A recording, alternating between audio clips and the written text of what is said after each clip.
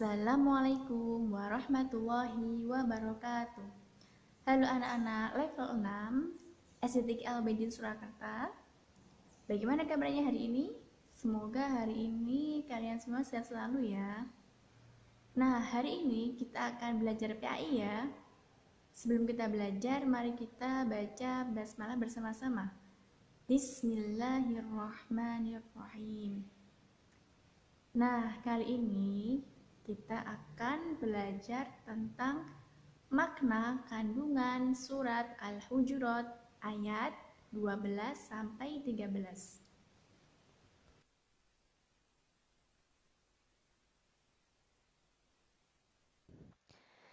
Kita mulai dulu dari surat Al-Hujurat ayat 12 dulu ya, Nak. Sudah bacakan dulu ya. A'udzu billahi minasyaitonir rajim. Bismillahirrahmanirrahim.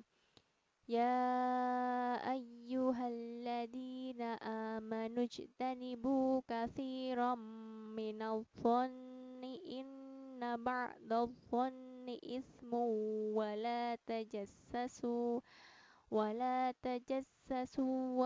yaghtab ba'dukum ba'da ayuhibbu ahadukum an ya'kula lahma akhihi maitan fakarihtumuh wattaqullah innallaha tawwabur rahim.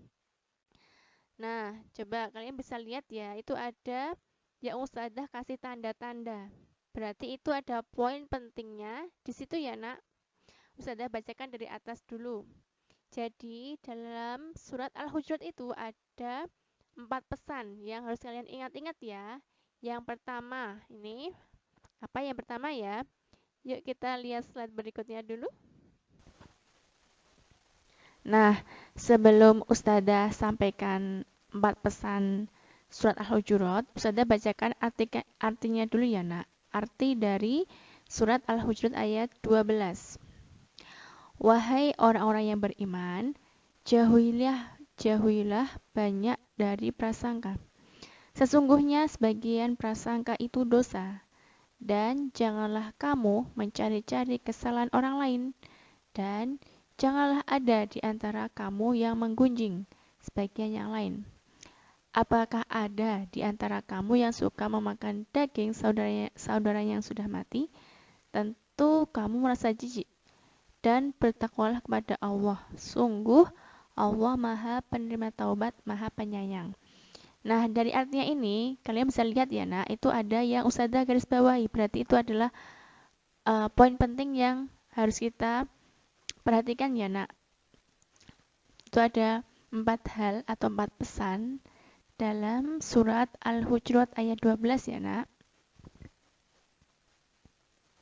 Nah, ini yang tadi Ustazah kasih tanda tadi ya, ada 4 hal, ada 4 pesan dalam surat Al-Hujurat ayat 12 yang harus kita benar-benar renungkan ya. Yang pertama adalah ijtanibu katsiran minadh-dhanni. Nah, ini. Yang pertama adalah kita disuruh untuk menjauhi prasangka buruk. Prasangka buruk itu apa sih? Suudzon itu loh, Nak. Ya, kalau misalnya kita sama teman merasa itu kok misalnya ada teman kalian telat gitu. Si A kok telat sih, itu pasti banyak kesiangan. Nah, itu nggak boleh seperti itu.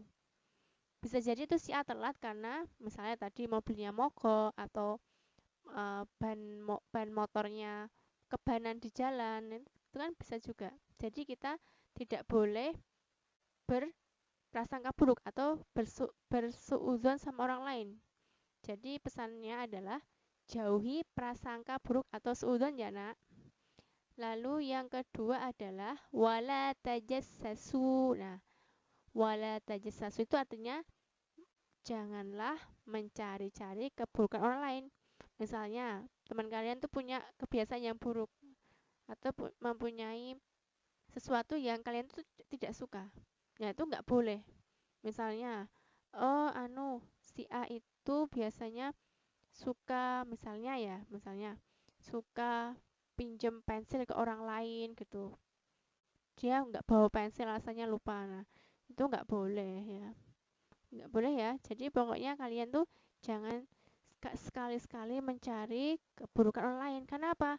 Karena diri kita sendiri itu sebenarnya juga banyak keburukannya juga gitu. Jadi tidak perlulah kita mencari keburukan orang lain, mending kita melihat diri kita sendiri, kita memperbaiki diri kita sendiri ya. Seperti itu ya, Nak. Lalu yang ketiga adalah wala yaghtab, itu adalah jauhi gibah. Gibah itu apa?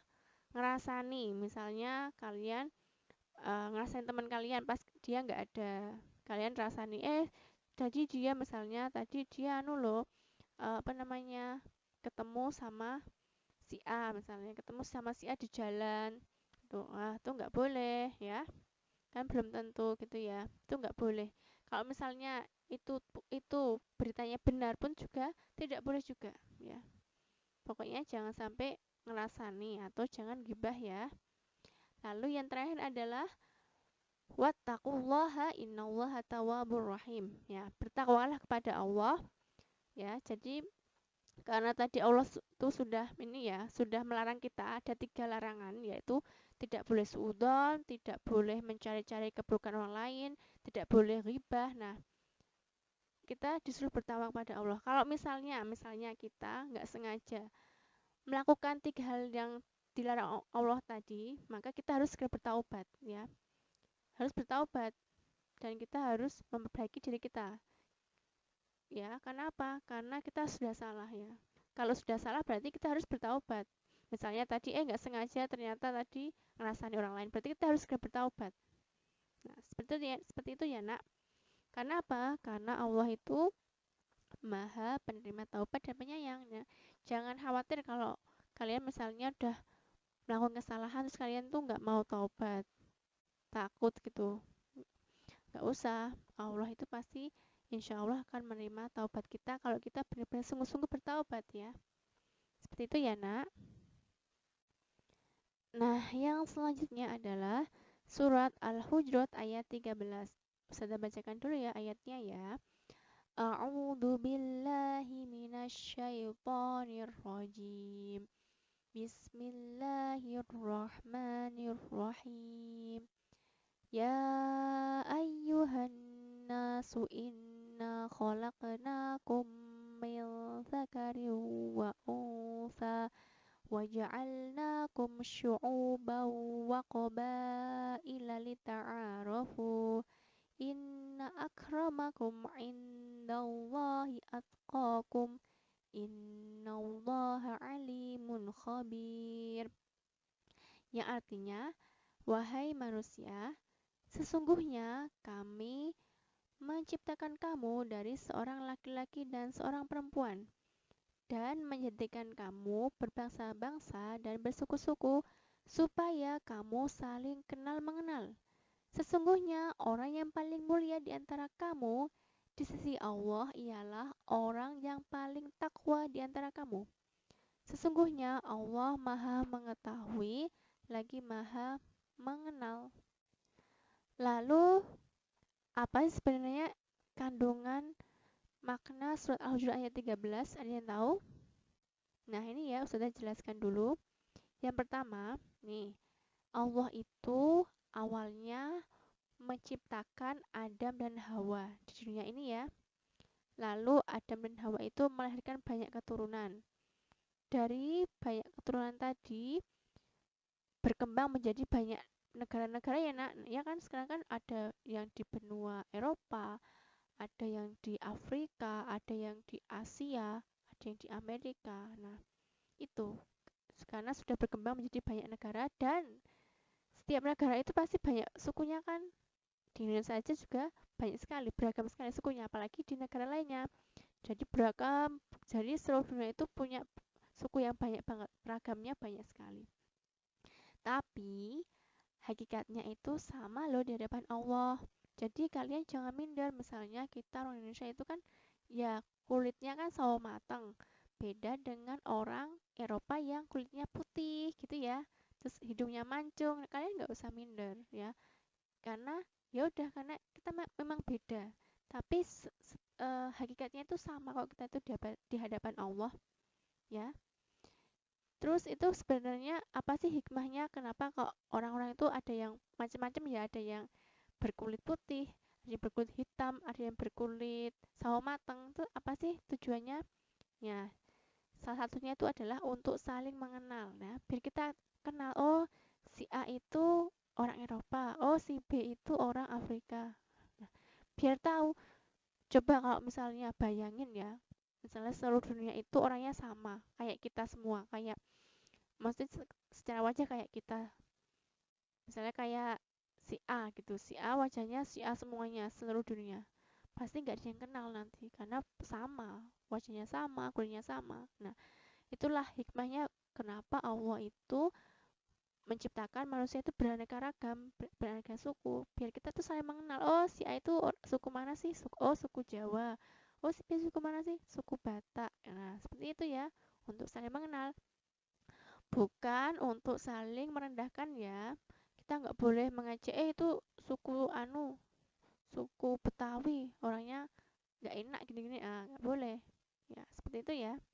Terus ini diingat-ingat ya, orang tadi kan kita kan di hadapan Allah itu hakikatnya sama ya. Nah, yang paling mulia di sisi Allah itu adalah yang paling bertakwa. Nah, jadinya mari kita berlomba-lomba untuk mencapai takwa kepada Allah ya nak. Dengan kita sholat, dengan kita melakukan ibadah kepada Allah, dengan kita selalu mendekatkan kepada Allah. Nah, itulah kita akan menjadi orang yang paling mulia di sisi Allah. Jadi jangan minder kalau misalnya kita nggak seganteng orang Eropa, nggak secantik orang Eropa, itu nggak usah minder karena Allah itu tidak melihat fisik kita, tapi Allah itu melihat bagaimana takwa kita. Nah, seperti itu ya nak. Mungkin itu saja dari Ustazah. Ustazah mohon maaf apabila banyak salah katanya. Akhirul kalam. Wassalamualaikum warahmatullahi wabarakatuh.